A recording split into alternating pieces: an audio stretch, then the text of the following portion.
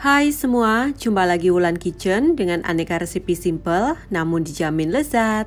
Kali ini Wulan Kitchen akan membagikan resep cara membuat bakso yang putih, kenyal, walau tanpa pengenyal dan juga pemutih.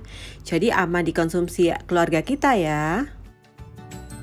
Bahan yang dibutuhkan 250 gram daging sapi yang sudah dipotong-potong kecil dan masih dalam keadaan dingin, 300 gram daging ayam tanpa kulit yang juga dipotong kecil dan keadaan dingin tapi tidak beku ya. Saya sengaja memotong kecil karena saya hanya pergunakan blender untuk menghaluskannya, tidak memakai penghalus daging atau chopper. Kemudian 1 butir telur ayam, 3 sendok makan tepung tapioka, 5 siung bawang putih yang sudah dihaluskan, 1 sendok teh kaldu ayam atau sapi, sedikit merica bubuk, bisa di skip kalau tidak suka, setengah sendok teh baking powder, 1 sendok makan garam, sedikit es batu yang sudah dihancurkan. Saya tidak menggunakan bawang merah goreng agar bakso lebih putih alami.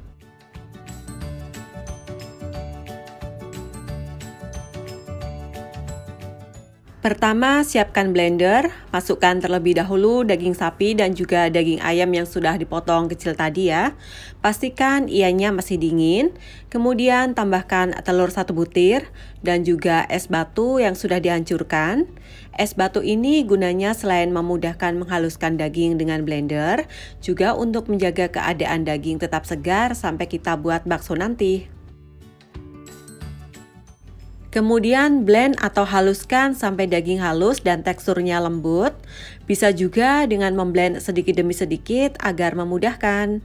Atau dengan cara meng-on off blender seperti ini. Sebenarnya pasti lebih mudah menggunakan mesin penghalus daging atau chopper ya. Tetapi Wulan Kitchen tidak punya, ya pakai saja apa yang ada. Toh hasilnya juga sama kalau kita paham betul tekniknya. Setelah daging yang kita blend tadi halus, pindahkan ke dalam wadah yang agak besar. Kemudian masukkan bawang putih halus, baking powder, merica bubuk, garam, kaldu ayam atau sapi bubuk, dan juga tepung tapioka. Uleni sampai adonan tercampur rata dan dapat dibulatkan menggunakan tangan. Pastikan tangan bersih ya, atau pergunakan hand glove seperti ini. Walau dimakan sendiri, tetap pastikan makanan yang kita konsumsi bersih dan higienis. Menguleninya tidak memerlukan waktu yang lama kok. Cek terlebih dahulu dengan cara menekan adonan di antara ibu jari dan jari telunjuk seperti ini.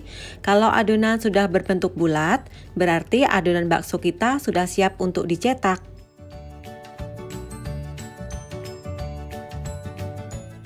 Siapkan air panas mendidih. Caranya didihkan air dan matikan api setelah ianya mendidih ya. Cetak adonan bakso dan rendam dalam air panas mendidih tadi. Jangan lakukan mencetak bulatan bakso di atas air yang dijerang di atas kompor, karena bakso tidak akan kenyal dan mengakibatkan bakso akan menjadi sedikit lembek. Lakukan sampai adonan bakso habis dan dibentuk seluruhnya. Besar bulatan menyesuaikan selera ya. Bisa dibuat sebesar bakso beranak atau kecil-kecil seperti bakso abang-abang. Mengikut cita rasa masing-masing ya.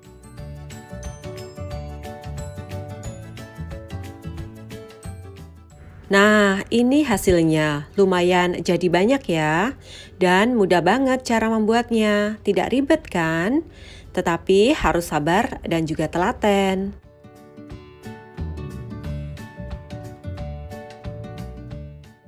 Kemudian di atas api sedang, masak bulatan bakso sehingga matang dan mengapung di permukaan. Saya memasaknya kurang lebih 20 ke 30 menit. Jadi dapat dipastikan bakso kita matang sempurna.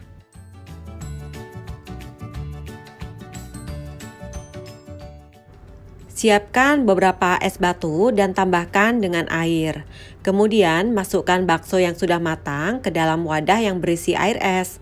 Di sini dimaksudkan agar proses pemasakan bakso terhenti dan hasil bakso akan kenyal dan tidak lembek. Inilah tips membuat bakso agar kenyal tadi ya. Setelah bakso lumayan dingin, tiriskan bakso ke dalam wadah yang lain. Bisa tahan disimpan di dalam lemari es selama 1 minggu, atau simpan di freezer bisa tahan selama hampir 1 bulan.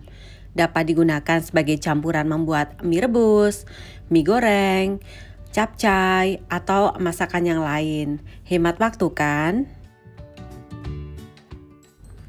Tara, bakso homemade kita sudah jadi dan hasilnya benar-benar sempurna, kenyal dan berwarna putih alami, tidak kecoklatan atau hitam layaknya bakso yang dibuat dengan 100% daging sapi saja.